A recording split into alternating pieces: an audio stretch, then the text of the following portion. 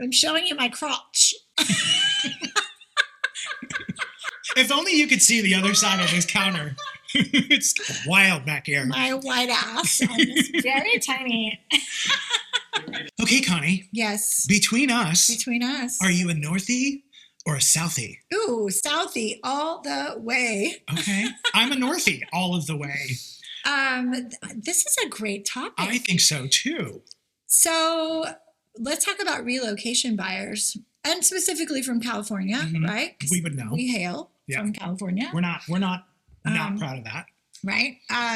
So I lived in Southern California for 17 years. Okay. And I lived Where you born and raised? Northern California, between Sacramento and the Bay Area for most of my life. Yeah. Right.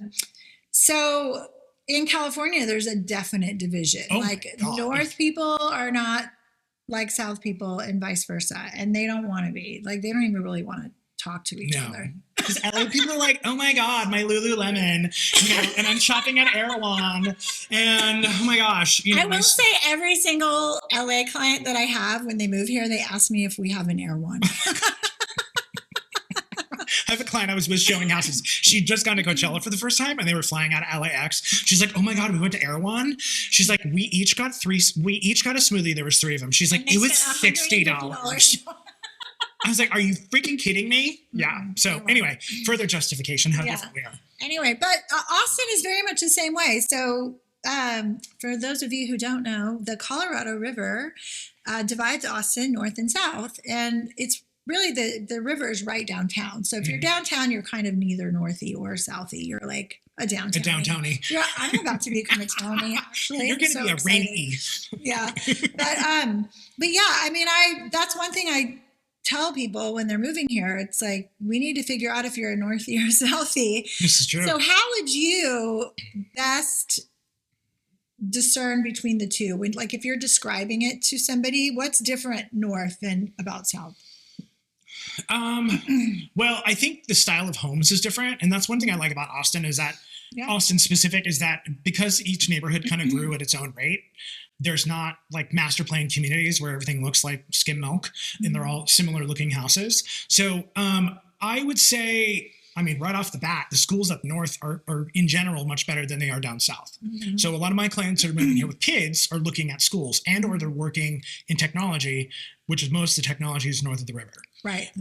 Although tech is everywhere now. Like I tell people that, like, I think new tech startups are on the east side, old school tech, bigger companies definitely north. But then you do have some smatterings of things south and west. But yeah, I think in general that's true. I think that for me, the character of the neighborhoods are different. So I think traditionally South Austin was a little more blue collar and North Austin was more white collar. And you can see that, like, I think there's more mom and pop shops down south, a lot more independently owned businesses. It's funkier. It's like hippie dippy. I mean, it's been like I am not a hippie. Connie is definitely not a hippie.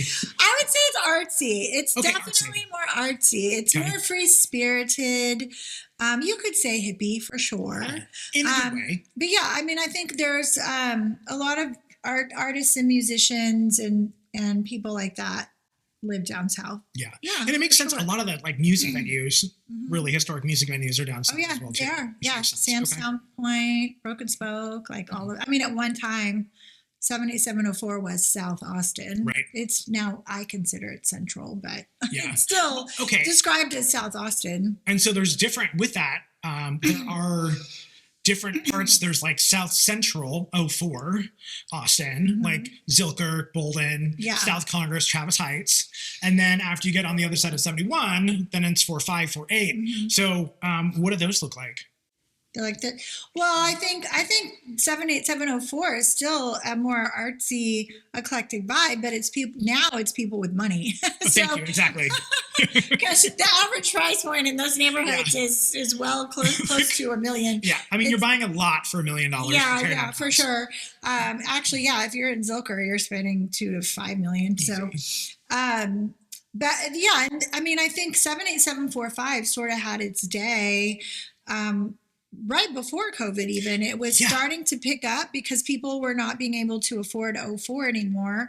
So the kind of hip artist vibe, but they still wanted to be close enough to downtown, like 10 to 15 minutes from downtown. We're moving to north part of 78745, which is just south of Ben White.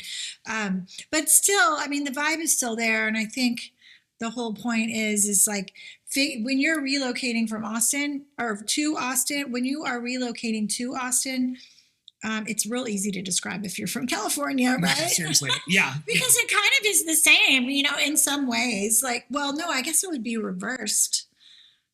I've always tried to figure that out because, like, if you're from Berkeley, Oakland, all of that, that's like artsy, hippy dippy. Hyde Park, like. Yeah, that's true. Rosedale area, Yeah, that's true. Allendale, Crestview as well too. Yeah, absolutely. So I was going to ask you, when clients are moving into town and they are looking at on a map, that's actually what I was going to say. So it's interesting, people coming in from out of state, like especially California, and they're like, okay, I want to live within 45 minutes of my job. And you're like, well, we can put you 45 minutes within your job, but it'll be in Liberty Hill on an acre lot. Right. Or they're looking at a map thinking things are way further away than they actually are. And you're like, that's actually only 12 minutes without traffic. And it's 20 minutes with traffic. Well, I think those people are used to a 45-minute commute here is really far. Like, I would say 20 to 30-minute commute is what most people expect. With traffic, yeah. Yeah, even with traffic. Unless you're an idiot and you're on A35. Some people can't help it. Do not drive on I-35, period. Yeah, seriously. So much construction. And accidents and terrible drivers. Terrible. Yeah. Maybe that's it. That's all we need to say about North-South. Okay, so just to wrap this up, Justin. Yeah, wrap it up. You're a Northie. Yes. I'm a Southie. Wait, why were you drawn to the North? Well, so actually, moving from San Francisco, Bay Area, my husband had a commute that was an hour and a half each way. He was driving from Oakland all the way over to South San Francisco. And it didn't matter if it was 4 a.m., 9 a.m., noon, 1. It was each way. And so, like, quality of life was non-existent. So we moved here. I was like, you get 15, 20 minutes with traffic. So we ended up in the Northwest Hills, which we love now because we're 12 minutes from downtown and he's 15 minutes from the office. And we feel like we are in a completely remote, wooded area. I think a lot of people who relocate from Northern California are very drawn to that area of town because of there's a lot of hills and you have a lot of trees and it feels very familiar. Actually, this makes sense. This tracks. Me, I live way far south. We wanted lots of square footage and we liked the idea of a flat lot and like we still have trees. The tree in your backyard is insane. I know. But it feels a lot like LA, actually. Like if you drive into our neighborhood, it kind of feels like I'm in Beverly Hills. I mean, the houses are not that expensive. Lots more red brick. But